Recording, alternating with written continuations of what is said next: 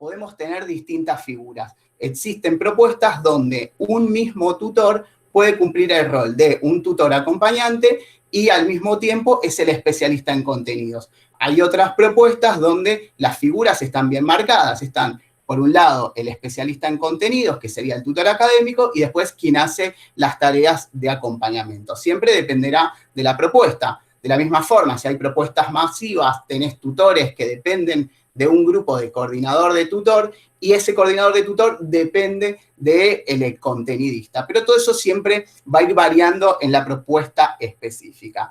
Específicamente, ¿quién es el tutor? Que es el punto de partida. El tutor es esa persona que tiene que aplicar distintos tipos de estrategias acompañando y facilitando el proceso de aprendizaje de los cursantes, que es un tipo de cursante totalmente distinto al cursante del presencial. Es un cursante que se encuentra solo, es un cursante que no tiene sus propios horarios para conectarse, es un cursante que hay que acompañarlo, donde es fundamental que este cursante no se sienta solo. Bueno, la idea es que el tutor lo pueda acompañar en ese proceso de aprendizaje y que de alguna forma pueda generar un escenario donde el cursante se sienta lo menos solo posible y que le pueda dar un valor agregado en relación a lo que cuando el cursante está con sus propios materiales, con su propio contenido, con la bibliografía, con el aula virtual,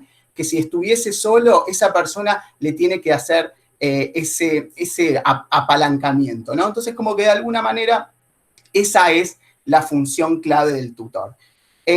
Tenemos, por un lado, el tutor que cumple ese rol más bien académico, ¿sí? Es el especialista en contenidos. Después tenemos al otro tipo de tutor, que es el que genera las situaciones para que el aprendizaje suceda. El tutor académico y el tutor de acompañamiento tienen que conversar permanentemente. Dependiendo de la propuesta, puede coincidir que ambos tutores sean la misma persona, ¿sí? Entonces, de alguna forma, nos empezamos a preguntar, ¿qué tipos de competencias tiene que tener un tutor? El tutor tiene que tener 3 tipos de competencias que son claves. Una son las competencias tecnológicas, las competencias pedagógicas y las competencias comunicacionales. Tiene que tener un poquito de cada cosa y las 3 son muy importantes. Acá vamos a estar hablando estamos hablando con docentes, con ayudantes de cátedra, con especialistas. Entonces, entendemos que las competencias más bien didácticas, las pedagógicas, las tiene bastante bien trabajadas. Ahora bien, tenemos una segunda competencia que no es un dato menor, que es la competencia tecnológica. La competencia tecnológica no esperamos que sea un especialista tecnológico, pero mínimamente tiene que tener esas habilidades digitales básicas. No puede ser que el tutor que te acompañe en el proceso de aprendizaje no conozca la plataforma. La plataforma la tiene que conocer a la perfección, como un docente en presencial conoce la escuela, conoce el aula, conoce dónde está la biblioteca, conoce dónde están los libros más importantes, sabe dónde está el proyector, sabe dónde está el aula de informática. Bueno, de la misma manera que en la presencialidad conocemos a la perfección cada uno de los espacios donde podemos dar al máximo nuestra propuesta pedagógica o nuestra clase, en el mundo de lo virtual pasa exactamente lo mismo. Por eso hay una instancia de aprendizaje. Igualmente, vamos a parar un poco la mano. Obviamente que estamos en un contexto de emergencia donde no todos estamos preparados para trabajar a distancia y estamos en un proceso de adaptación. Es clave ahí, desde mi opinión, que trabajemos con un marco de flexibilidad teniendo en cuenta este contexto tan grave que estamos viviendo. Pero sí es muy importante que el punto de las competencias digitales mínimamente las tenga bien trabajadas. Obviamente ustedes piensan que cuando yo doy esta presentación no hablo con especialistas tecnológicos, piensen que hablo con personas que vienen del mundo de las humanidades. Entonces, cuando yo hablo de tener estas competencias digitales básicas mínimas es que por lo menos ante un inconveniente que pueda tener un cursante, ante la lectura de un material, enseñarle a bloquear un elemento emergente o indicarle dónde están los materiales, eso es un paso que estamos obligados como docentes, tutores, a saberlos, tanto del contenidista como el que va a hacer el acompañamiento. Y el tercer punto, que es una competencia que no es menor, es la competencia comunicacional. Y este es un punto muy importante. ¿Por qué es muy importante? Porque ustedes piensen que en la presencialidad estamos muy acostumbrados a la oralidad, ¿sí? Ahora el mundo cambia, ¿sí? Ahora vamos a tener que escribir, vamos a tener que hacer devoluciones, vamos a tener que redactar consignas, vamos a tener que redactar nuestras propias clases. Y esto no es un punto menor, y esto es una de las buenas prácticas que a lo largo de la charla van a ir surgiendo.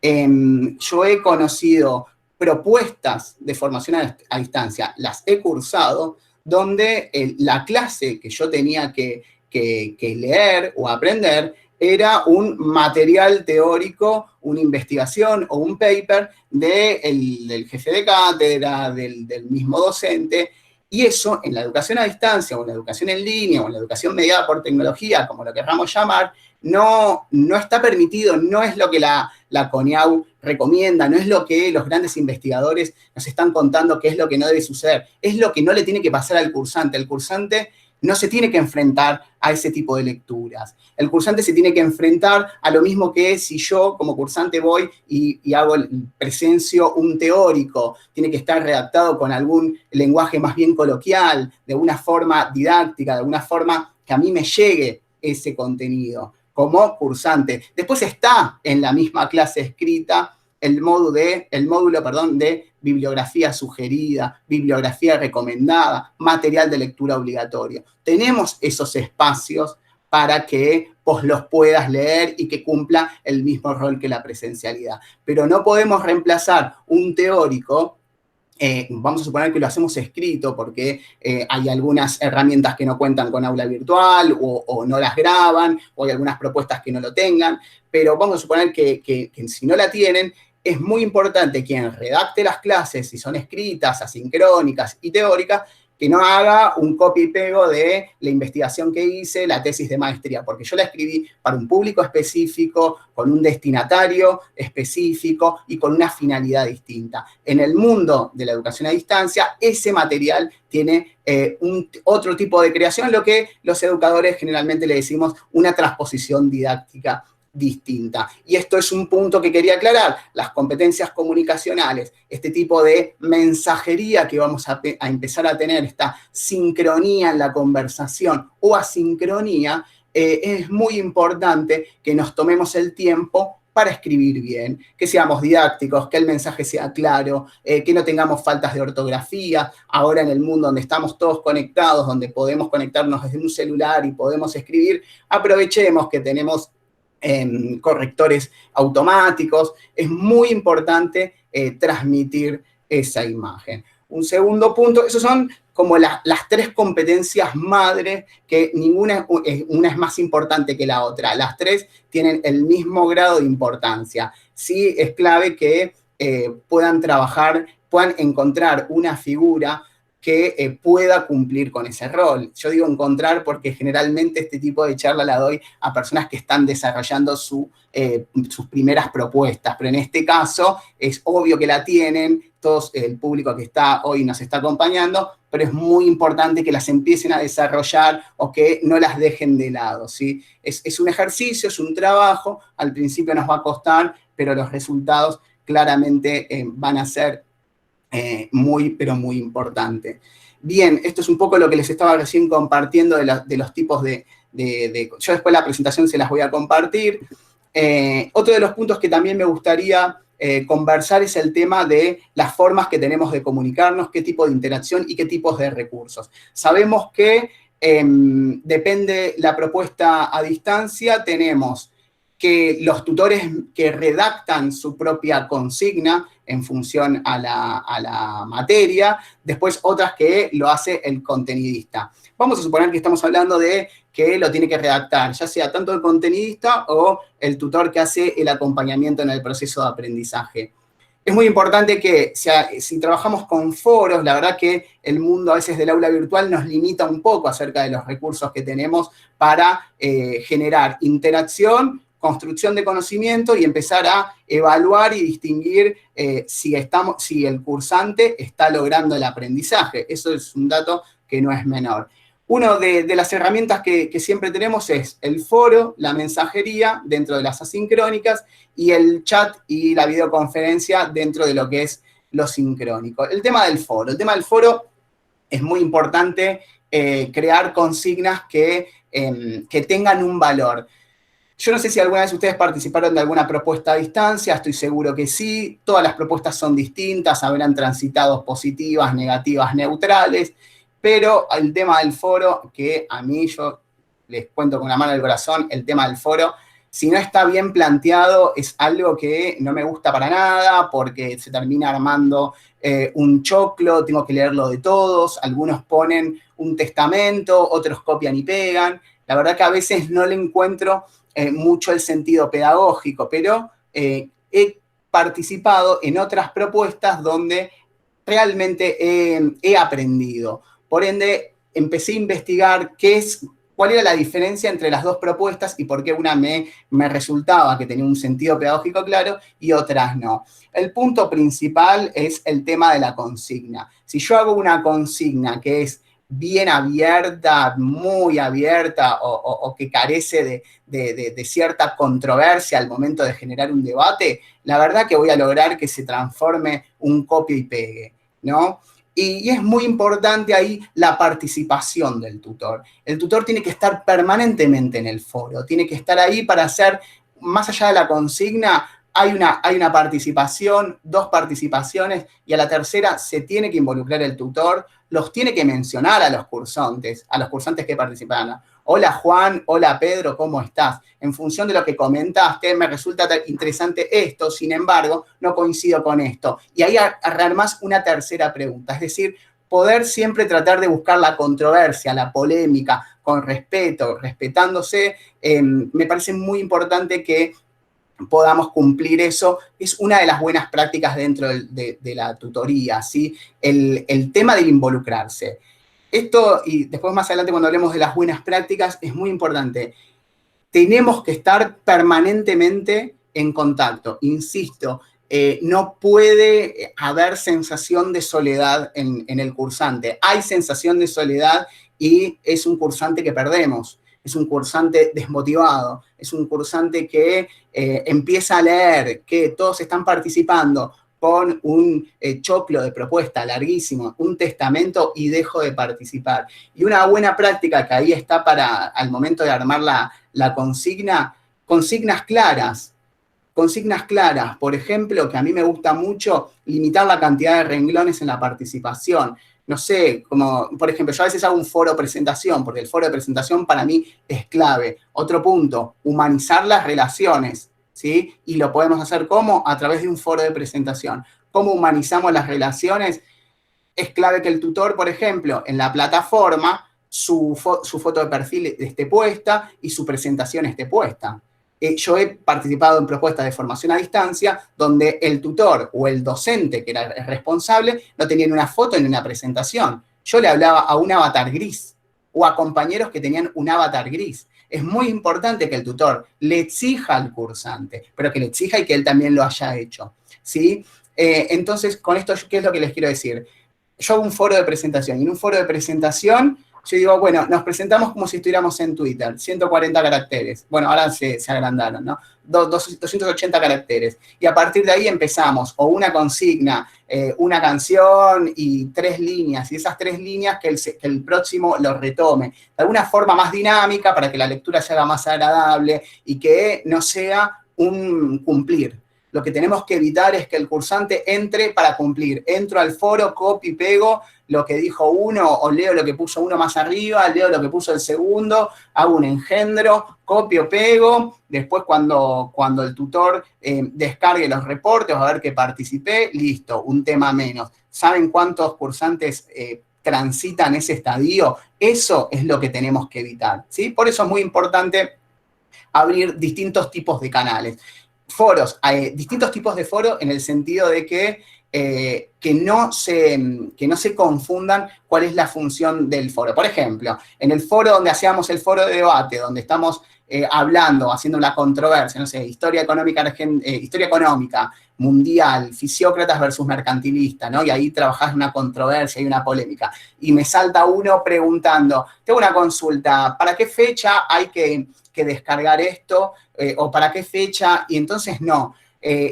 Armar foros en función a la consigna. Foro de consultas es uno. Ahí transmitimos todas las consultas. En las carteleras van las novedades. Es un espacio cerrado donde yo voy permanentemente comunicando las novedades de lo que va aconteciendo a lo largo de la cursada. Por ejemplo, en la cartelera, yo puedo ir, tanto la cartelera como la mensajería interna, yo voy poniendo los objetivos pedagógicos de la semana, qué es lo que esperamos que los cursantes puedan lograr en esta soledad o en este mundo digital acompañado, qué es lo que esperamos que puedan lograr en esa semana, cuáles son las consignas, qué es lo que tienen que cumplir. Entonces, eso yo lo hago todo en la cartelería, donde yo no tenga la posibilidad que haya una persona que me repregunte. Si una persona tiene duda, lo puedo hacer en un foro de consulta. En el foro de consulta, que se puede llamar ayuda, SOS ayuda, a partir de ahí, cada uno puede poner su consulta. Obviamente el tutor tiene que estar respondiendo, pero como es un foro abierto, si es una pregunta donde la puede responder otro compañero, te ahorra la posibilidad de que por mensajería interna después te pregunten cuándo hay que responder esa pregunta. Y ahí, tanto con la mensajería interna, es donde surge otra buena práctica, ¿no? Que es polémica. Yo digo buena práctica, pero siempre la mitad me lo discute y la mitad me quiere matar. Pero bueno, yo hoy la defiendo y estos son posturas y opiniones y cada uno la puede tomar o no. Se recomienda, yo recomiendo, y es lo que hago cuando tutoreo, que la respuesta no puede superar las 24 horas. Es difícil y algunos me la cuestionan, pero lo que yo siempre les quiero destacar es que responder no es resolver, ¿sí? Y no perdamos de vista que mi objetivo es que esa persona no se sienta sola. Entonces, si tiene una consulta, yo tranquilamente le puedo responder por la mensajería interna, lo estamos viendo o lo estoy viendo, no lo tengo claro, en el día de mañana te contesto, pero ese tipo de respuesta, esa respuesta tiene que suceder en 24 horas. Que no quiere decir que yo le tenga que resolver el problema en 24 horas.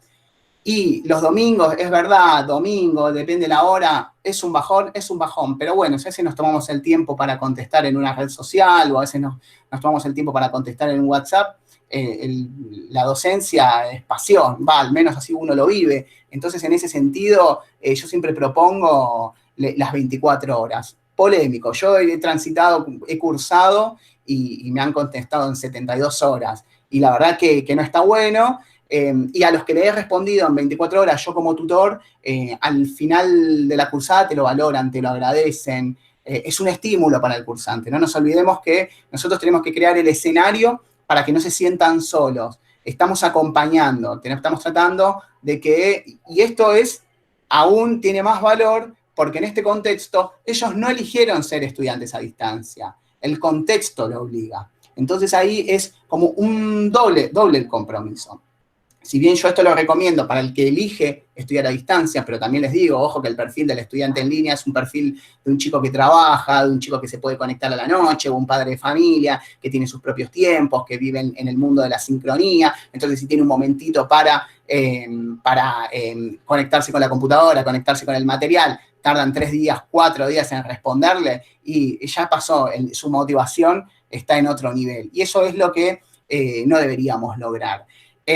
Otro tipo de cosas que siempre tenemos que tener muy en claro con el foro de la presentación y por qué me parece a mí que es importante, saber con qué público estoy trabajando, saber quiénes son mis cursantes, pero más allá de saber cuáles son sus aprendizajes previos o cuál es su interés, saber de qué provincias vienen. Bueno, y me ha pasado, o sea, yo te he pensado una propuesta de trabajo colaborativo con Google Drive, donde tenían que salir y volver y tenían que trabajar en sincronía. Claro, yo pensando que todos teníamos el nivel de conectividad de Ciudad Autónoma de Buenos Aires, que es donde vivo yo, pero tenía cursantes de Tucumán, Jujuy, Salta, donde la conexión es real, y desde algunos pueblos un poco más lejos, inclusive el sur. Por eso es importante saber, porque la propuesta, y es altamente desmotivante que personas después no puedan reproducir el video, o si y pasamos acá ahora a las herramientas sincrónicas y vamos a las videoconferencias, si yo después no la puedo reproducir la versión grabada o no puedo participar en vivo, es importante saber quién es mi público. Es por eso. Ahí es donde a mí me gusta siempre compartir estos detalles en el mundo de la interacción, en el mundo de la comunicación y en el mundo de los recursos con los que la mediación pedagógica que está haciendo el tutor pueda suceder, ¿no?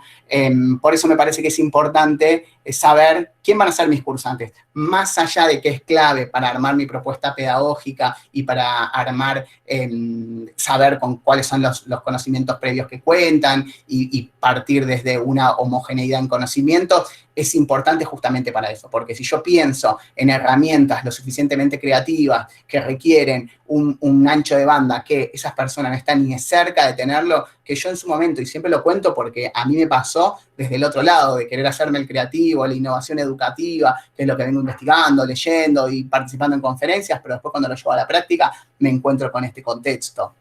Por eso me resulta importante, por eso seguramente sus propuestas tengan videoconferencias. Es importante que podemos encontrar a cursantes que no se puedan sumar, justamente porque no les dé el ancho de banda, o por más que las graben, después cuando las quieran reproducir, tardan una eternidad, ¿no? El tema del chat, para mí el chat es súper polémico, porque yo a veces entro a la plataforma para corregir, para ver, para hacer otra cosa, y si el chat está abierto, me llenan en un mundo de preguntas. Entonces yo el chat siempre, desde lo personal, lo trabajo de la siguiente forma. O desde un contrato pedagógico, en el punto donde, ni bien empieza la cursada, cuento cuál es nuestro contrato, cuáles son nuestras normas, como por ejemplo, en el foro vamos a tener participación de N cantidad de caracteres, en tal consigna no pueden participar más de 2 o 3 veces, y si está el chat, hay 2 cosas. O hablo con el administrador plataforma para que lo deshabilite, o si yo lo habilito como un recurso, como un espacio para resolver dudas y consultas, lo habilitamos, pero diciéndoles, miren, la herramienta está habilitada. Solo respondo dudas y consultas los martes y los jueves de 19 a 20. Si después yo me conecto sábado, domingo, feriado, lunes, martes, a la hora que sea, desde mi trabajo, desde el colectivo, desde donde sea, y yo estoy haciendo otra cosa, por más que me escriban, yo no les contesto, pero avisando, el que avisa no traiciona. Por eso es muy importante establecer lo que a mí me gusta contar como contrato pedagógico, ¿no? Y después también esto, volviendo al tema de los foros y para finalizar, que podamos hacer cualquier tipo de estrategias que permitan a la construcción colectiva, ¿no? Que podamos, el tutor que pueda tener la virtud pedagógica para poder ir reconstruyendo qué es lo que se está logrando en cada uno de los intercambios. Y un dato no menor, para todos los foros que se nos ocurran armar, todos los foros tienen un cierre, ¿sí?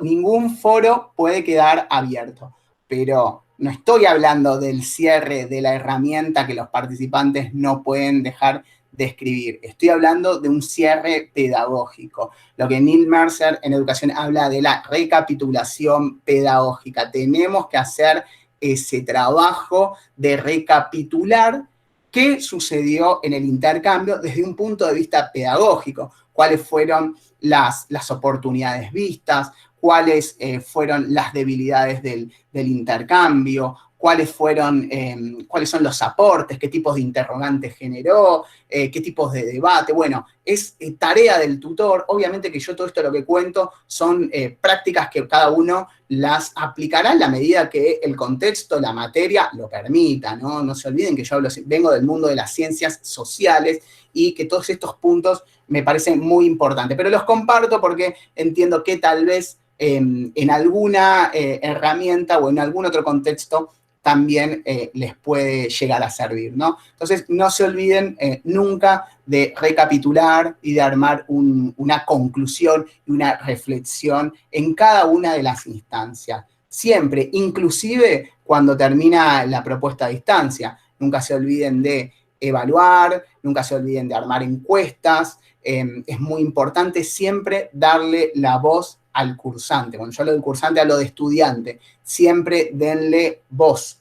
Ellos tienen el derecho de decirnos con qué se sintieron cómodos y con qué no se sintieron cómodos. Y para nosotros es un instrumento, un insumo de aprendizaje para que en la próxima corte lo podamos hacer mejor en función de sus recomendaciones. Y el trabajo en grupo, lo que quería contar, si la herramienta lo permite, si la consigna lo permite y si la propuesta pedagógica así lo permitiese, es siempre suma, pero muchísimo, porque se logran buenos acuerdos, se logran buenas construcciones, se generan grupos entre los cursantes, siempre es algo que me gusta recomendar. Otro punto que siempre está bueno para el tutor es que no se reduzcan al mundo de Moodle, ¿no? De la plataforma. Y si bien en varias oportunidades lo he visto, me parece que es importante que se puedan aprovechar las distintas herramientas que podemos encontrar en el mundo externo de la plataforma o del campus virtual.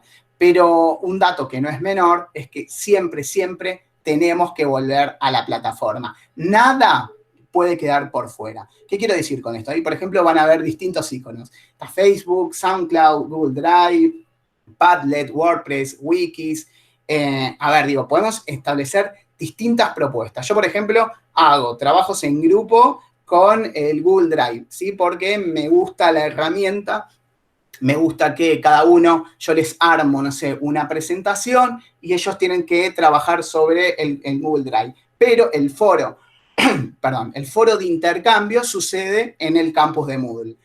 SoundCloud, por ejemplo, yo SoundCloud lo digo cuando quiero un poco, insisto, en esta cuestión de humanizar las relaciones, trato de, con esto de humanizar las relaciones, intento trabajar con la oralidad. Entonces, a través del SoundCloud nos podemos escuchar, podemos hablar. Entonces, los invito a que se graben o que hagan una devolución y yo le paso una devolución, me pegan y se embeben en el campus. Las devoluciones suceden en el campus, pero eso no quiere decir que no se puedan utilizar herramientas que están por fuera. Para mí siempre es importante, yo hago siempre como esta analogía, digo, es como cuando salimos de excursión. Salimos de excursión, vamos a estos espacios, aprendemos, los utilizamos como herramienta pedagógica, pero tenemos que volver al campus. Yo, por ejemplo, insisto, SoundCloud puede hacer desde hacer una devolución oral grabada y que la otra persona la escuche, sirve mucho para cursos de inglés, presentaciones donde tal vez uno no quiere leer 1000 presentaciones de los 35 cursantes, las puedes grabar en una consigna de no más de 1 minuto. Google Drive para trabajo colaborativo, Padlet también, o Murally para armar espacios de trabajo, la construcción de murales didácticos, pedagógicos o como infografía de exposición, pero bueno, siempre, si bien van a trabajar en esas herramientas que están por fuera, siempre volver al Moodle. ¿Por qué? Porque el tutor siempre tiene que tener el control del nivel de participación de los cursantes. Yo tengo que tener como tutor los distintos insumos para poder ver cómo va evolucionando su proceso de aprendizaje, y son insumos para que yo, al momento de finalizar la cursada, si lo tengo que evaluar en mi planilla de seguimiento, pueda ir viendo que los cursantes han logrado esos aprendizajes. Por ende, me parece importante reforzar este punto. Siempre, siempre se vuelve al campus. Por ejemplo, terminamos el trabajo en Google Drive, se entrega con el enlace en el Moodle. Hicimos el SoundCloud, se embebe en el Moodle. Hicimos el Murally en Padlet, según la consigna que yo arme, lo vemos en el Moodle. En el Moodle yo te hago la devolución, en el Moodle yo registro tu participación, y siempre es importante también trabajar con herramientas que me permitan a mí poder ver los niveles de participación que tuvieron los cursantes, como el Google Drive, que me dice si se conectó Juan, si se conectó Pedro, si se conectó María, si se conectó Carlos, ¿no? Bien, estrategias de acción, un poco esto ya lo venimos conversando. Cosas del cursante que tiene que saber. Previo al inicio de la cursada, es muy importante que, esperen que voy a apagar esto, es muy importante que conozca el contexto institucional, el programa curricular, el diseño del curso. Tiene que saber un poco lo que yo recién les contaba de la plataforma. Tiene que saber todo de la plataforma, dónde están los materiales.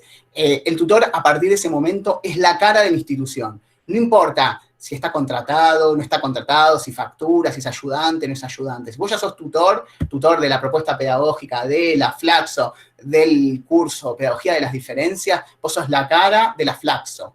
Entonces, atento con eso, vos sos la cara de la Flaxo. Por ende, es muy, pero muy importante tener en cuenta esto. Vos sos la cara de la institución. Tienes que entender cuál es el contexto institucional, tenés que conocer el programa curricular, siempre obviamente no es que sos el experto, siempre habilitás esos espacios, lo voy a consultar con la persona responsable, con la secretaria del curso, etcétera. Pero no hay que olvidarse, y a mí me ha pasado, ¿no?, de tener distintos niveles de consulta y que no se hagan cargo como la cara de la institución.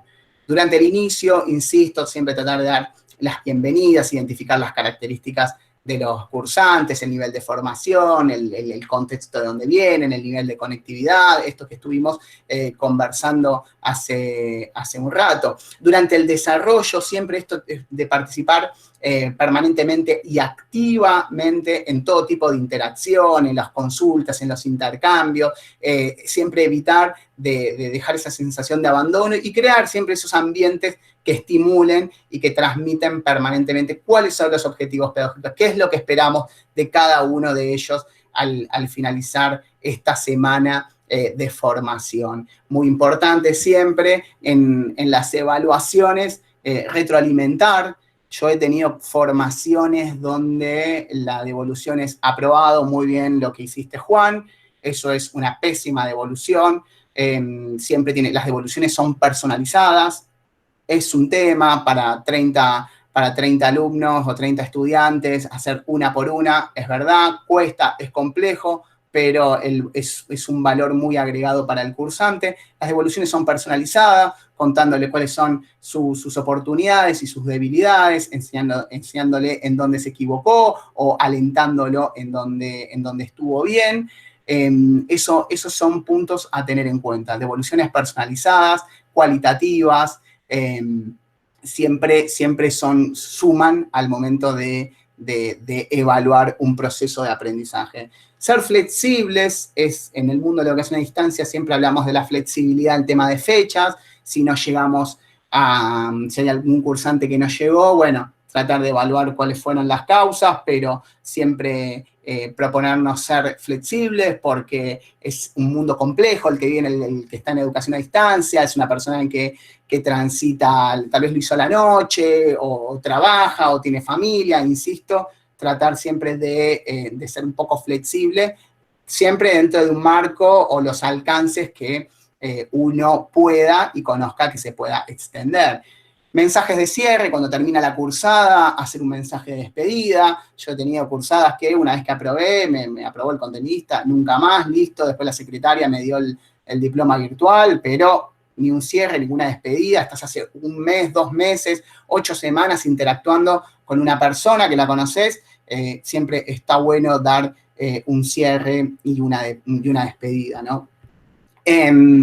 Un poco las buenas prácticas que a mí siempre me gusta compartir y que ya venimos conversando, esta cuestión de humanizar las relaciones, clave que tengamos nuestro perfil completo y que el cursante, que se lo podamos exigir, responder, esta puede ser polémica, pueden estar de acuerdo o no, en un plazo no mayor de las 24 horas. Muy importante desde la mirada de Novak, que es un educador que trabaja el tema del aprendizaje significativo en la presencialidad, lo que es introducir organizadores previos, es decir, la introducción de organizadores previos son estrategias didácticas orientadas a introducir distintos elementos o temas para anticipar un tema que yo voy a trabajar. Por ejemplo, si quiero trabajar una temática específica, puedo ir introduciendo algún video, alguna instancia de foro tal vez no obligatorio de participación, alguna nota periodística,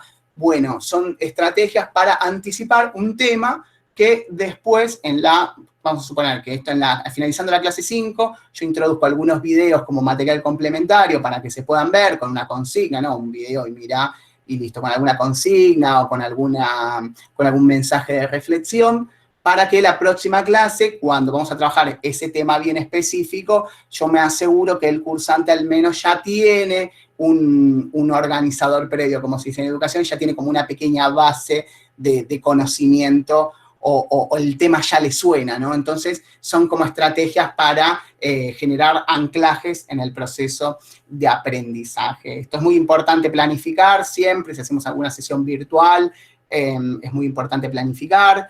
Este punto que todavía no lo conté y me siento mal habérmelo olvidado hasta este momento, que es el desarrollo de insumos para favorecer la autonomía. Cuando hablo de estos insumos, ¿qué son? Cronogramas, hojas de rutas. Es muy importante abastecer al cursante de estos insumos. ¿Por qué? Porque para el cursante es vital contar con esa hoja de ruta. Y si ustedes alguna vez fueron cursantes de propuestas a distancia, imagino yo que las han valorado muchísimo, porque la hoja de ruta me dice cuándo empieza, cuándo es el cronograma de la presencialidad, cuándo empieza, cuándo termina, cuándo tengo que entregar. Pero, a diferencia de la presencialidad, acá tengo una serie de detalles, como estoy permanentemente lleno de actividades, participación de tal foro, cierre de tal fecha del foro, apertura de esta actividad, entrega de trabajo, exposición, defensa oral de tal X trabajo, ¿no? Entonces, eso es muy importante y es muy valioso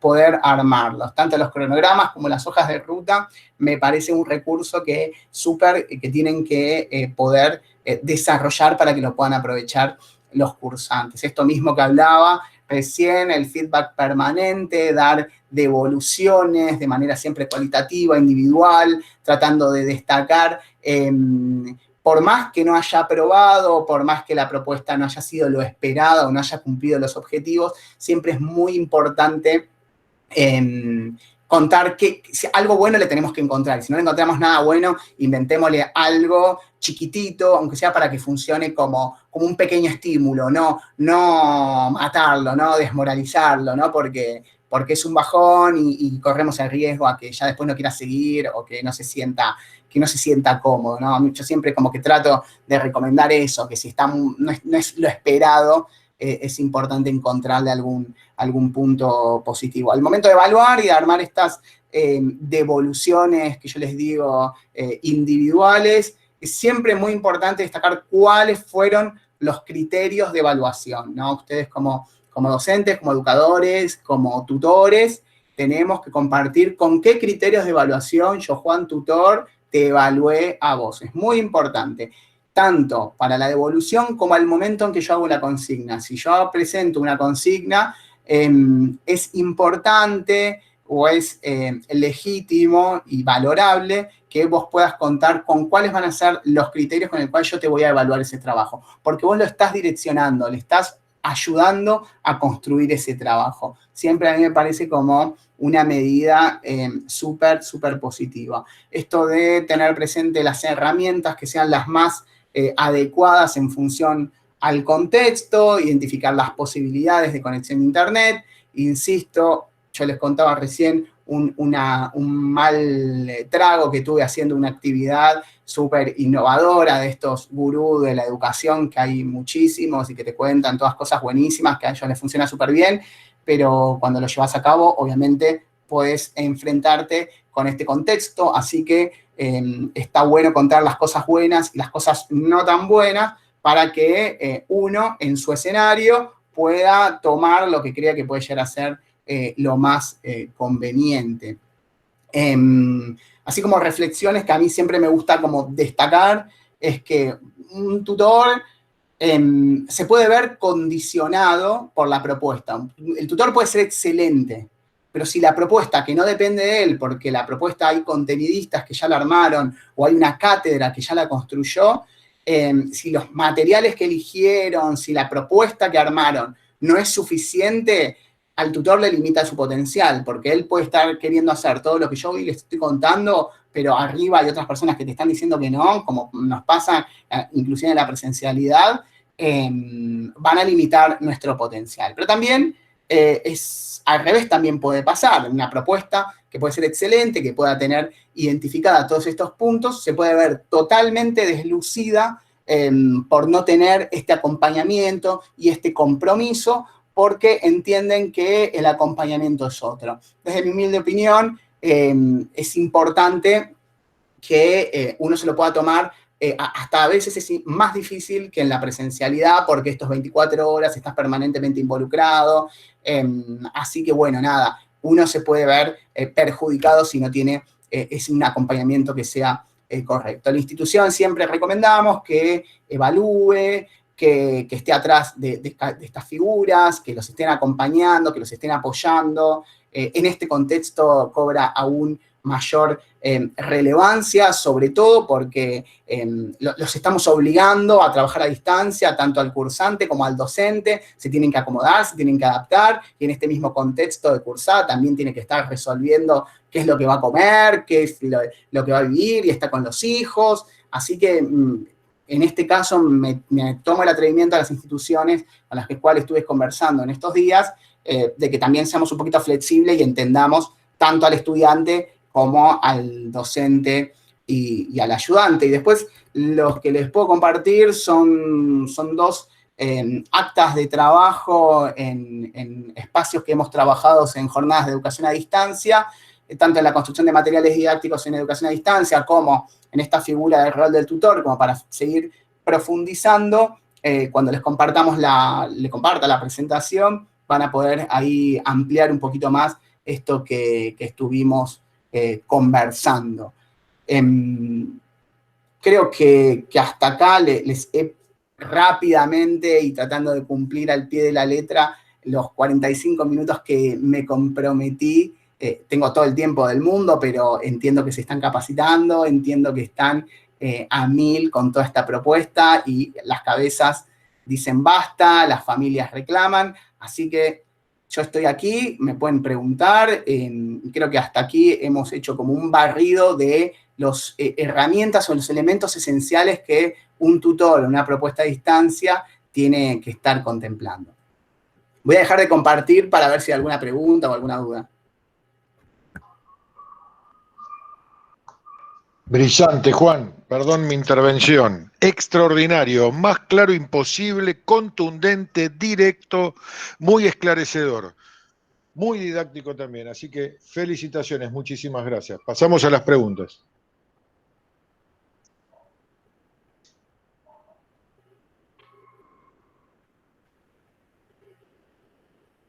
¿Querés ir leyendo, Juan? A ver, sí, muy bien. ¿O querés que nosotros te vayamos pasando, como vos consideres? No, tenía justo el chat oculto, pero lo pongo. A ver. Yo no sé si... Bien, a ver, desde Manuel leo, a ver si hubo alguno antes. No sé si hubo alguno antes, porque como yo justo estaba con la presentación... No, Juan, yo fui contestando algunas que eran institucionales. Ahí Ariel hizo una pregunta al final de todo, andate al final directamente. Ah, perfecto.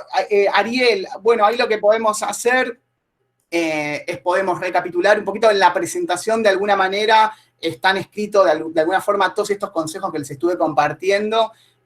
Puedo profundizar más, después les puedo dejar mi correo, que no tengo ningún problema en responderles, o lo pueden mediatizar mediante Ignacio, Andrés, no tengo ningún problema en serio, y les puedo compartir algunos detalles, algunas ideas de cómo armar un foro, yo a veces tengo como 1000 ideas, desde si estuvieras en una playa, tenés que elegir un libro, un compañero, y contar en 3 líneas lo que sos. No sé, ahí tengo como 1000 cositas que les puedo compartir. De alguna forma las estuve como enumerando a lo largo de la charla, pero desde ya que si después reciben la presentación, las vas a poder identificar claramente.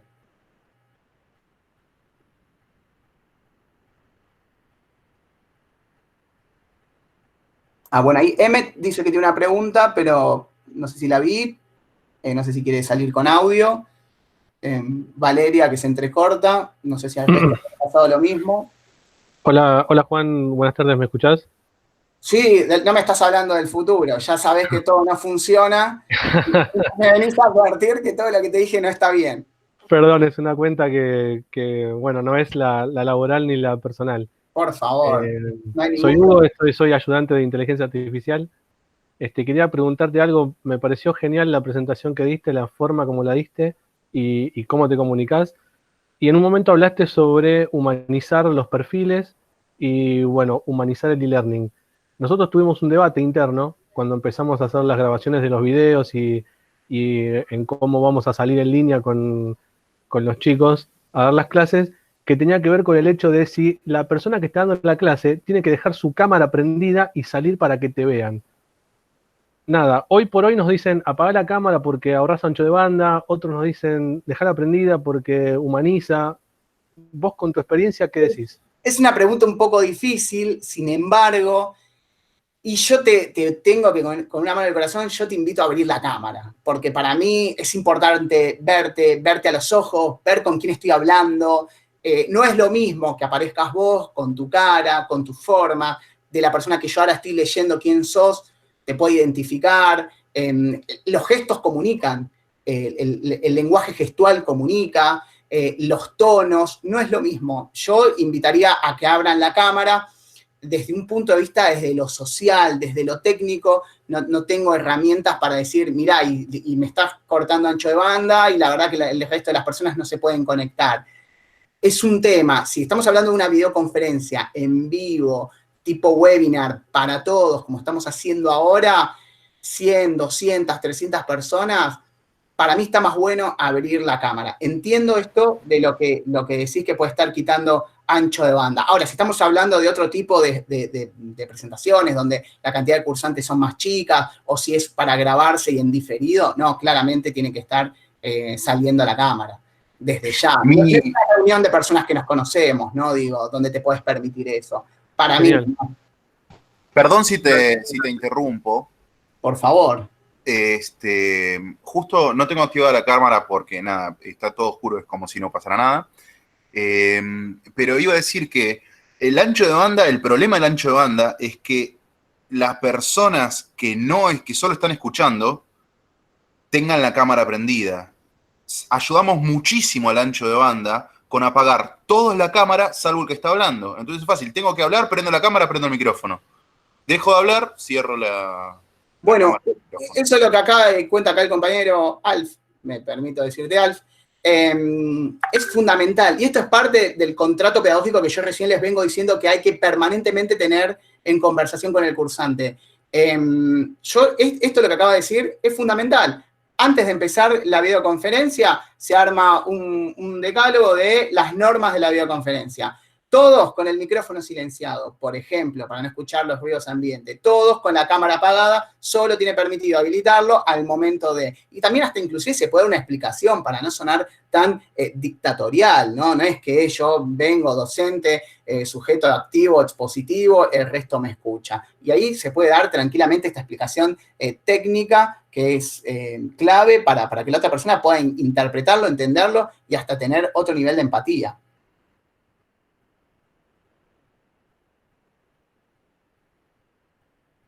Bien, ahí está Francisco. Francisco, también una pregunta.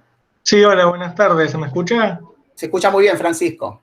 ¿Qué tal? Yo soy ayudante de una de las materias y ayer se hablaba en una reunión que todavía la etapa de evaluación no está muy bien definida. ¿Vos qué sugerencia o qué, digamos, tip nos podrías dar desde tu lugar a fin de poder esclarecer cómo llevar a cabo las evaluaciones de esta modalidad? Sí. Antes de tu respuesta, Juan, quizás se malinterpretó, Francisco, y por las dudas para que quede claro, no es que no está resuelta. Lo que no está es definida la validez de una evaluación a distancia en una carrera que es netamente de grado. Por las dudas, la aclaración. Es la validez, no la definición del cómo. Se pueden utilizar millones de herramientas, modalidades, metodologías, modelos de evaluación, hasta un coloquio por videoconferencia. El problema es la validez institucional, es una carrera de ingeniería, es una carrera de grado. Por las dudas para todos, Extiendan esto. Lo definido es respecto a la validez legal. Lo que acaba de decir Andrés es clave. Hay desde la legalidad en propuestas que son semipresenciales, por ejemplo, uno puede hacer una cursada a distancia, puede tener distintas instancias de evaluación virtual, pero la definitoria es presencial, ¿sí? Entonces hay que ver cómo en este contexto, si está totalmente cerrada o obstaculizada lo que es la presencialidad desde el punto de vista legal, qué es lo que se permite en una universidad nacional o en la UBA, que es como autónoma. Pero en ese sentido coincido con Andrés. Después, formas de evaluar también siempre dependerá de la materia, cómo es, ¿no? Pero, por ejemplo, siempre se pueden hacer tipos de evaluación estilo portafolio, donde uno puede ir evaluando el progreso del aprendizaje del cursante con distintos trabajos, con trabajos que tengan sentido y hagan sentido, no un verdadero y falso, ¿sí? Con trabajos que requieran lectura, con trabajos que requieran producción, con trabajos que se puedan hacer en un lugar específico y yo tenga las herramientas para medir que la persona que hizo ese producto lo pueda demostrar que lo hizo él, con coloquios orales por una herramienta en videoconferencia. Todos ese tipo de herramientas son válidas. A mí mucho las que no me gustan son las herramientas de selección múltiple, de los verdaderos y falsos, qué sé yo. Eso yo le tengo un poquito de fobia a eso. Yo me quedo más tranquilo con... Recuerden, y perdón que siempre tenga este paraguas, pero yo vengo de las ciencias sociales, yo prefiero la presentación de un trabajo, la entrega de una monografía, una participación de un foro, pero donde se pueda ver una recapitulación del aprendizaje y no un copy-pegue. Son son como pequeños insumos que van a ir armando a nuestra planilla de seguimiento. Y un punto que no conté, es muy importante que el tutor pueda tener una planilla de seguimiento. Es fundamental. La planilla de seguimiento se hace muy fácil. Descargas el informe del Moodle o del entorno virtual de enseñanza y aprendizaje que tengas, lo descargas y vas armando en función a la propuesta pedagógica distintas columnas con el famoso observaciones y vas poniendo participación, foro, 1, tal. Participó, sí. Hizo algo copado, no sé, más o menos, todo lo que cada uno se entienda. Pero eso es un dato que me recontra olvidé y salió en este intercambio. Una planilla de seguimiento fundamental para ir midiendo y evaluando, porque la planilla de seguimiento lo que expone son tus insumos para el momento, cuando vos vas a hacerle la devolución final, tu devolución tenga sustento y no con lo último que te quedaste. Por eso me parece que está bueno tener esa herramienta que se hace súper fácil y lo puede hacer cada uno. Lo mismo al momento de evaluar, se pueden construir rúbricas, ¿no? Donde de rúbricas hay distintas herramientas o plataformas que te ayudan a hacerla, o material teórico que es muy fácil, donde haces un cruce entre los objetivos y los criterios de evaluación. Simplemente eso. Juan, había una pregunta de Ariel García. Yo voy apuntando, yo los voy pasando. Ariel, ¿seguís por ahí? Si no pasamos... Sí, ahí estoy, Ariel. pero Ahí está. pará, porque había hecho 2 preguntas. Ya te olvidaste. Ya me olvidé, ¿viste? Por eso lo anoté. No, un poco el tema de la parte práctica que recomendabas, ¿viste? Cuando hay que hacer ejercicios y de los tiempos de dictado de la clase, pues no es lo mismo estar presencial que por ahí, obviamente, que en la clase. No lo vamos a hacer 4 horas de cursada, digamos. Es un poco... ¿Cuál es tu opinión? Sí, para mí, en principio, tendría que ver cómo van a trasladar lo que hacen lo presencial a virtual. Si la propuesta es lo mismo que hago en lo presencial, filmarnos y salir por videoconferencia, el que pudo estar lo grabo y el que no, yo ahí bajaría, no haría las 3 horas de teórico de la facu. Lo bajo y lo complementaría con material teórico escrito por uno, pero también tengo que entender el contexto. Si yo no sé cuáles son los tiempos y si están a 1000, todos con uno no está virtualizando la propuesta porque el contexto me obliga. Tampoco me puedo poner mirá, igual, yo te puedo contar lo ideal, que no es lo que tal vez puedan hacer porque el contexto no lo permita, no me malentiendan, pero para mí lo ideal es que si van a hacer una videoconferencia y tiene que ser 1 hora, 2 como mucho, y el resto complementarlo con clases teóricas escritas, pero con clases escritas, como les decía antes, con un material didáctico preparado para la ocasión. Es clase escrita, infografía, no me pongan el paper, eso es lo que quiero, no es que me pongan 1 hora de charla o 2 horas de charla el paper, no, porque la verdad para leer un material lo busco yo por mis propios medios, o ya lo voy a leer en la parte de bibliografía obligatoria, porque la parte de bibliografía obligatoria sigue estando. Lo que tenemos que entender es que la clase teórica escrita no es la bibliografía obligatoria, es el famoso desgrabado del teórico, ¿no? Eso lo tenemos que tener también presente. Y es un recurso que acompaña. Está bien, clarísimo. Buenísimo. Gracias, Juan. Bien, estaba Ricardo Ferré. Ricardo, ¿andás por ahí? Hola, ¿qué tal? Sí, estoy. Creo que un poco lo respondiste recién.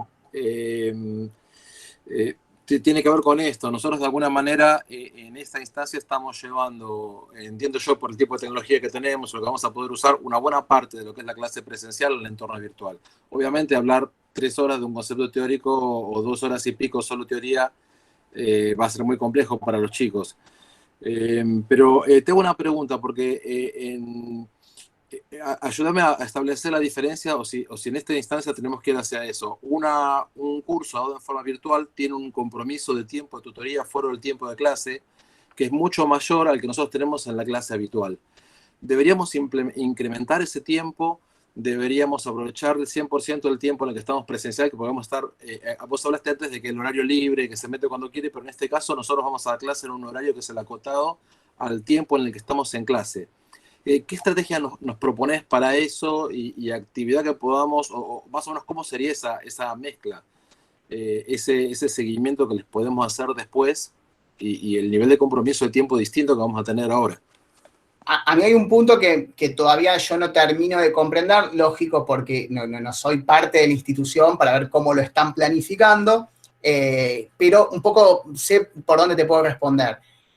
La forma en que lo están implementando, para mí lo que es clave en la conversación, es clave la conversación y el diálogo con el alumno. Entiendan cuáles son las normas de convivencia en este nuevo contexto. Y en este nuevo contexto, las normas de convivencia indica que vos, Ricardo, vas a estar disponible para dudas, consultas, devoluciones, sincrónicas en el momento, en esa hora donde habitualmente haces la presencialidad o das la clase. Ahora, después, tu nivel de horario de participación tal vez se reduce de la misma forma que cuando vos estás en tu casa y tenés que corregir trabajos, ese nivel de asincronía lo vas a tener vos transitando en la plataforma. Y para mí son como establecer ese contrato de normas. Bueno, yo las devoluciones las voy a hacer tal día, tal hora, y que la otra persona sepa, ¿sí? Y después lo que les decía, no nos cuesta nada a veces, si tenemos el sistema de mensajería abierta, che, profe, tengo este problema por esto y por lo otro, y no sé, vos vamos a suponer que vos estás los lunes y eso te lo mando un viernes, vos le podés responder el viernes, hola Juancito, ¿cómo te va? El lunes lo vemos, me apunto tus preguntas y el lunes lo vemos claro. Y de alguna manera esa persona ya sabe que, y no es que tengo que esperar 3, 4 días, esta persona lo escuchó, no lo escuchó, funciona esto, no funciona. Tenemos que evitar ese barullo en la cabeza que puedas tener. Y también, insisto, los chicos no eligieron el trabajar a distancia y este contexto lo obliga a estar a distancia. Por eso también pueden estar un poco más difícil ese intercambio. Claro, sí. Por eso es importante la actitud que tengamos nosotros sobre cómo los seguimos y los acompañamos. No los tenemos que perder de alguna manera, los tenemos que mantener incentivados. Después va a volver, creo que toda la normalidad, así que... está. Sí, está perfecto, gracias. Juan, no sé si podés ver en el chat una consulta de Carlos. A ver. Carlos Tomasino. Lo veo. 1843. 1843. Carlos, sí, muy bien. El gran Carlos Tomasino. Que active ese audio y video. Vamos, Carlos. A ver, estoy leyendo. Me parece que Carlos se fue, ¿eh? No, ¿Alguno que la reemplace? Está. Ok. Bueno, la leo en voz alta. Y tiene buen público, que todos lo quieren ver a Carlos. Cuando se crean actividades grupales, 4 o 5 participantes por 15, 20 minutos o 30 minutos, que son las que en gran parte muestra la carrera que hacemos. ¿Qué tipos somos más recomendables? A ver, yo las actividades grupales que generalmente hice son como en formato tarea, nunca una grupal para hacer en el momento, pero el otro día he participado en un ensayo con la Universidad de San Andrés donde se hizo algo parecido y salió algo medio raro. A ver, podemos probar, es un poco jugado si estamos haciendo algo sincrónico, pedimos al mismo tiempo una actividad grupal, pero habría que ver con qué herramienta lo van a estar haciendo, si se permite N cantidad de aulas virtuales. Me es un poco complejo en la virtualidad intentar hacer eso. Yo antes, no digo que no sea difícil, pero antes la tendrías que probar con un grupito reducido, hasta inclusive de compañeros para ver cómo sale. Me animaría a eso, porque es un poco jugado en este contexto. Está buenísimo hacerlo. Vamos a intentar, entonces, si te parece. Está bueno, ojo, traten de probarlo y tengamos en cuenta esto, si son todos cursantes, háganlo con 15, 20 personas, más o menos en 20 minutos, con 20 personas que conozcas, que se conecten todos al mismo tiempo en distintas aulas y que hagan un trabajito así nomás, y que después hacete un ejercicio como para ver si te da el tiempo para ver el seguimiento, hacer la devolución y tratar de mantener a todos con la guardia alta y que no se hayan, mientras estás dando la devolución a uno, a otro no. Hay que trabajarlo. Claro, lo que nos ocurre en general es que hemos actividades prácticas grupales de 3, a lo mejor 4 o 5 alumnos, y bajo esa circunstancia necesitamos tener un control, de alguna manera, sobre ese grupo que funciona nuevamente.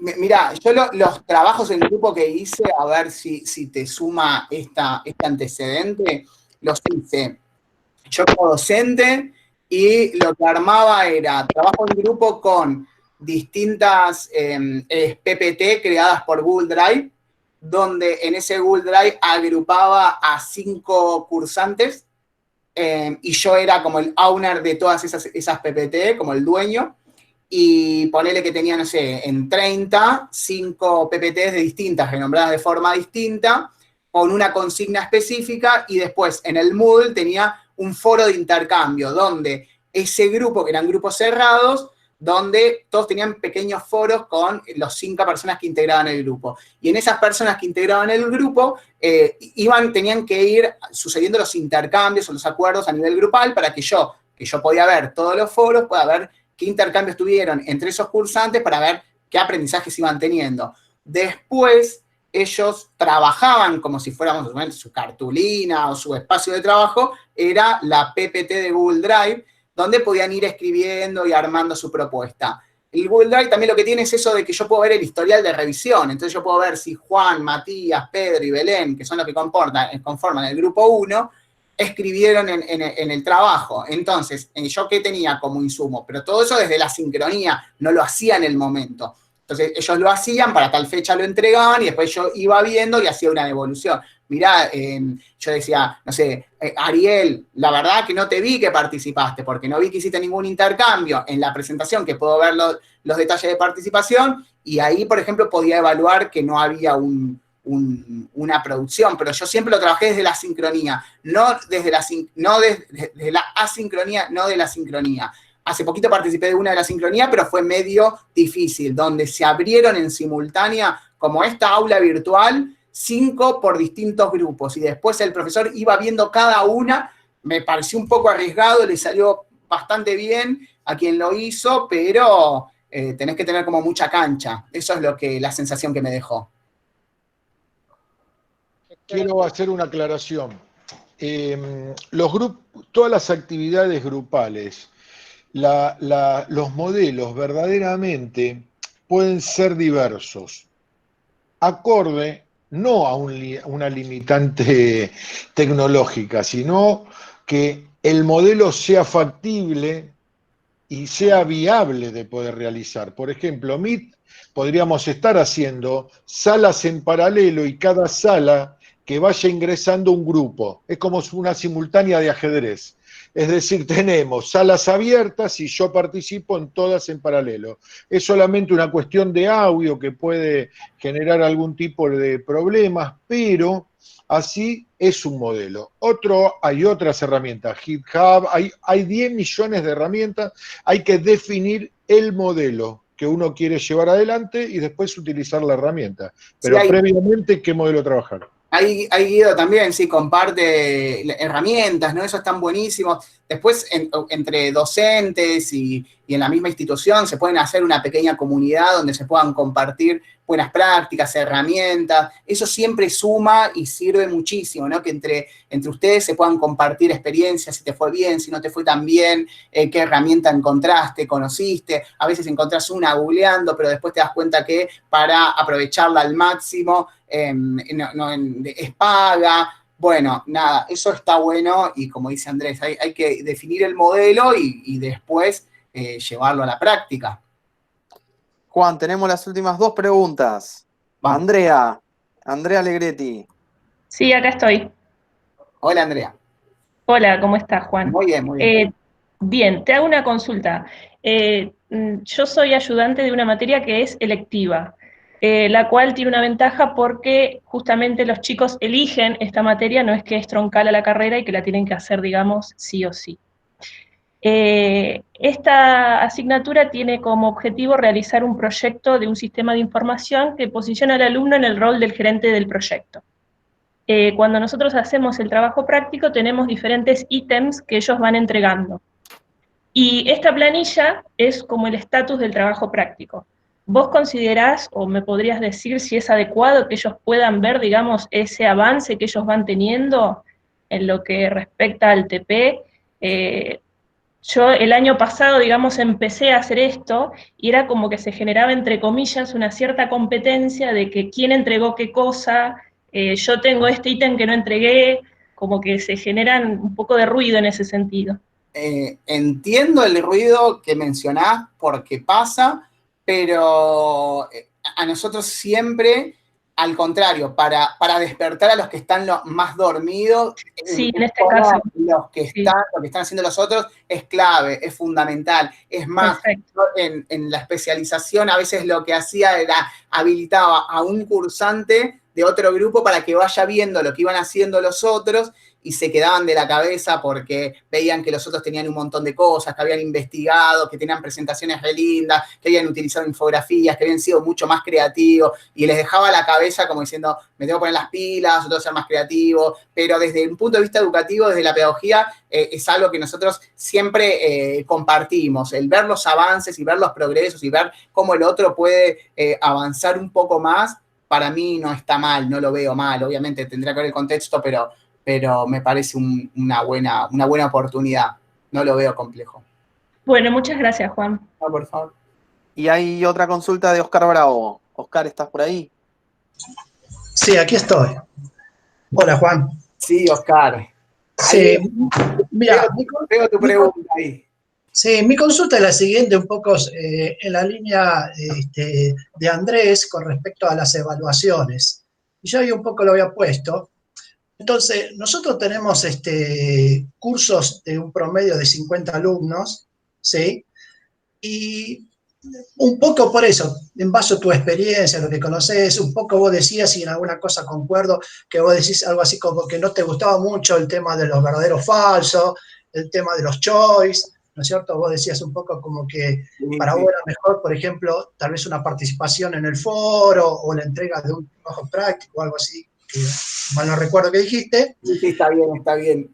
Entonces, nuestra materia, mi materia es arquitectura de computadores y nosotros, básicamente nuestra evaluación, por supuesto, es presencial, ¿no es cierto? Sí, parcial, recuperatorio y final, en lo cual tenemos una parte teórica y una parte práctica promediable, ¿no es cierto?, para obtener su nota. Entonces, lo que te quería preguntar en conclusión es, a vos, con tu experiencia, no sé si lo has propuesto en algún otro lado, para una carrera técnica o no sé, para nuestra universidad, ¿qué forma de evaluación podemos hacer? Porque hoy, por ejemplo, todos estamos detrás de generar contenido para nuestra materia. En realidad lo tenemos, pero pasa que lo estamos digitalizando, ¿no es cierto?, para hacerlo transportable a nuestras aulas virtuales. Pero, o sea, no le estamos dando mucha bolilla a lo que es un poco las evaluaciones, porque en realidad, como te digo, acá lo importante es enseñar al alumno, pero bueno, en algún momento vamos a tener que evaluar. Entonces, desde tu punto de vista, sí, teniendo en cuenta pues, también lo que dijo Andrés, es ¿qué nos podrías aportar vos desde el mundo de la evaluación? No sé si estoy completamente de acuerdo en tu reflexión, Oscar.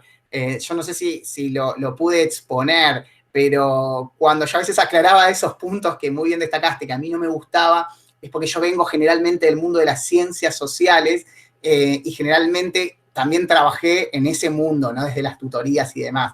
Cabe aclarar que qué mejor que la cátedra y los propios profesionales que componen a la cátedra saben cuándo se puede hacer una propuesta teórica y cuándo no. En este caso, a tu materia, es claramente que sí, a veces se va a tener que recurrir a esos recursos. Y sobre todo con este punto que me destacás, a un promedio de 50 alumnos.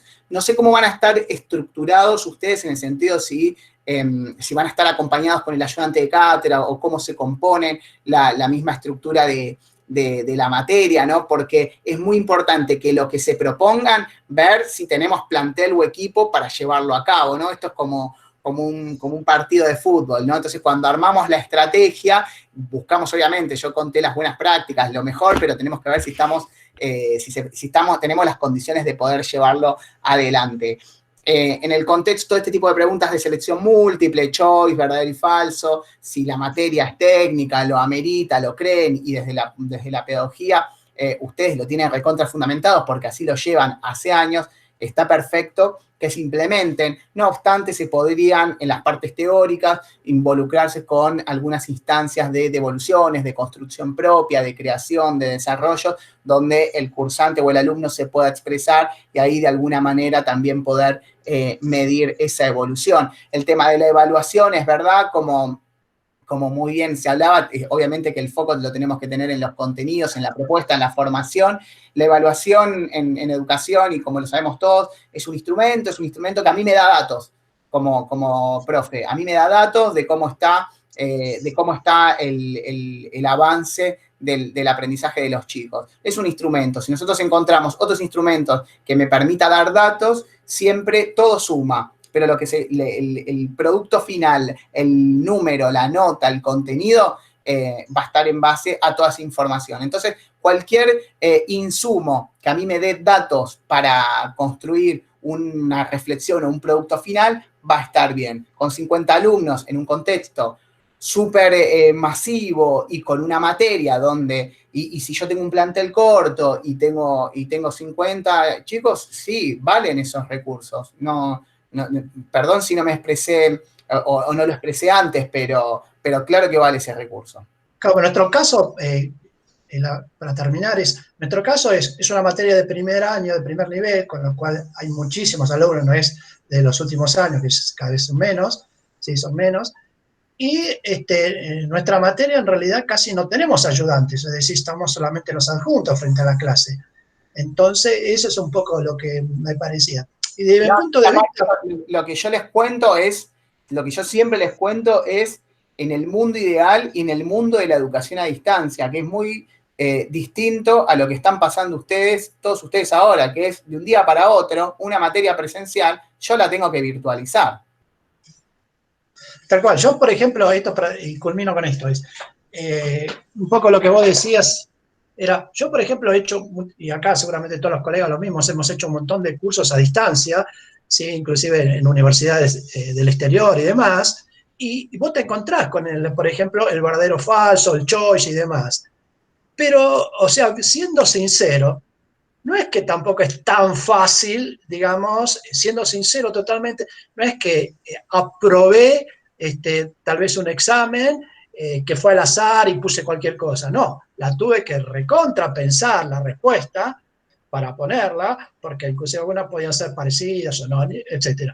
Pero digo, siendo sincero, el alumno tuvo que estudiar realmente para responder y quizás sí te llevas una una evaluación realmente como debe ser. Sí, y sobre todo porque hay verdaderos y falsos que vos le podés poner tiempo, e inclusive a algunos le podés poner justifique su respuesta en, no sé, en 4, 5, 6 minutos. Obviamente que el recurso está bueno si está bien pensado. Yo un poco aclaraba a los que se me tiraban a chanta, que a veces me pasa. Sí. Yo en este caso, por ejemplo, lo que digo es, teníamos 3 intentos, por ejemplo, 3 intentos para hacerlas, ¿cierto? Sí, y teníamos que sacar, por ejemplo, no sé, un 70% sobre 100, digamos que estuviera bien, si no, tenías que volver a rehacer. Y te daba un tiempo para que vuelvas a pensarla, y te cambiaban las preguntas de lugar, etcétera, etcétera, para que, bueno, hagan un print screen de las preguntas. No, obvio. Mirá, Oscar, hace poquito me enteré, y es una fuente familiar y no la voy a develar, pero en una formación de grado a distancia en la UNTREF, claro, había en una materia de sociales, había un examen que era este famoso verdadero y falso. ¿Y qué pasaba? Se hacía un debate por el grupo de WhatsApp entre estudiantes. Entonces, entre todos se ponían de acuerdo qué respuesta ponían. Ojo que esa instancia también puede haber una construcción colectiva de aprendizaje, pero acá me parece que se estaban tirando todos a chanta, y cuando me enteré un poco que me sentí bastante decepcionado, ¿no? Pero bueno, nada, son contextos, un caso en un millón, también tiene que ver con el cursante, pero un poquito a veces cuando uno hace ese énfasis en algunas sugerencias es porque está atravesado por una mala experiencia. Gracias, Juan. No, por favor, Oscar. Muchísimas Juan, gracias a todos. Ahí está. Sí, Nacho, No, muchísimas está bien. gracias. Queda la última, queda la última pregunta de Soraya. Y ya cerramos. Tomé nota acá. A ver. Hola a todos. Hola, Soraya. Hola, ¿qué tal? Juan, bueno, un gusto, no te conocía. Te quiero hacer una consulta. A ver, mira, yo tengo una materia que es cuatrimestral, en realidad tengo materias de primer año, y una que es cuatrimestral, tan justo física 1, y la forma es promocionable, y la forma de evaluación es, por supuesto, en forma presencial, para que ellos puedan llegar a la promoción. Mi consulta en realidad es, si estamos haciendo ahora esto en forma virtual, que la promoción quede, digamos, no se logre, sino que tengan que pasar por la instancia de final. ¿A vos qué te parece? Mirá, a ver, digo, y acá me pongo en calidad de estudiante. Yo toda mi carrera la hice con final obligatorio. Vengo de Facultad de Filosofía y Letras, no conozco lo que es la promoción directa, excepto en materias selectivas. Yo desde un punto de vista que me duele y que me daba bronca cuando tal vez hablaba con mi hermano que estudiaba abogacía y que tenía la promoción directa, bueno, sí, pero para mí es una instancia, ahora de grande lo puedo ver, que fue una instancia de aprendizaje excelente, porque aparte era, y más en la virtualidad. En la virtualidad hoy, y ahí tenemos que hablar de ahí lo que decía Andrés desde lo legal, y desde lo que dice CONIAU también para propuestas de educación en línea. Si a veces no tenés instancias presenciales que puedan, que se pueda comprobar y va al final obligatorio. Juan, a ver, en ese sentido es lo que decía Andrés antes. A ver, en el contexto que estamos no sabemos lo que va a pasar dentro de 2 o 3 meses. Nuestra expectativa es poder tomar las evaluaciones de manera presencial, desde ya. Pero tampoco podemos garantizar qué es lo que va a pasar. Claro. En el transcurso es brindar contenido e ir evaluando en el mientras tanto. Claro, bueno, yo lo que pensaba era que más allá de todas las evaluaciones que yo les pueda tomar, que ellos tengan que pasar obligatoriamente por una instancia de final. No sé si eso es legal, si puede ser así. Sí, después, no sé, eso lo hablarán los chicos, no me quiero meter, ¿no? Donde no me llaman, ¿no? Digo, pero tal vez después se pueden ir armando distintos tipos de finales, no es lo mismo al que aprobó raspando o al que tuvo una evolución perfecta, se puede tomar otro tipo de final, más contemplativo, más conversacional, otro tipo de diálogo, es distinto, ¿no? Seguramente creo que son escritos, yo los míos eran orales, pero a lo que voy es que uno se puede tomar otras licencias. Yo en la cátedra, cuando era ayudante de cátedra, también nos podíamos permitir otras licencias con finales obligatorios, dependiendo de la performance del cursante. Bueno, muchísimas gracias por... Por Bien, favor. muchísimas gracias. Yo quiero hacer una aclaración antes de despedirnos, que todo lo que corresponde a reglamentaciones, ustedes saben que nuestra universidad tiene a todos los claustros participando de todos los organismos que toman este tipo de decisiones en la universidad, empezando por el Consejo Superior, en donde están 4 claustros, el estudiantil, el docente, el no docente y los graduados, no docente, graduado, estudiantil, sí, por la duda, repasé. Tenemos que tener en consideración que este tipo de disposiciones reglamentarias surgen de este organismo, que es el Consejo Superior, máxima autoridad de la universidad. Con lo cual, arbitrariamente, nosotros no podemos tomar este tipo de decisiones y resoluciones. A su vez, está el Consejo Directivo de cada facultad regional y los consejos departamentales. Por las dudas, la aclaración respecto a que no es que decididamente no estamos dando respuesta en corto plazo, sino que tenemos que esperar, tenemos que ser cautos. Esto es el inicio de todo un proceso que va a ejercer modificaciones, no solo reglamentariamente, sino que también en la modalidad de dar clases, de interactuar, ya lo estamos viviendo.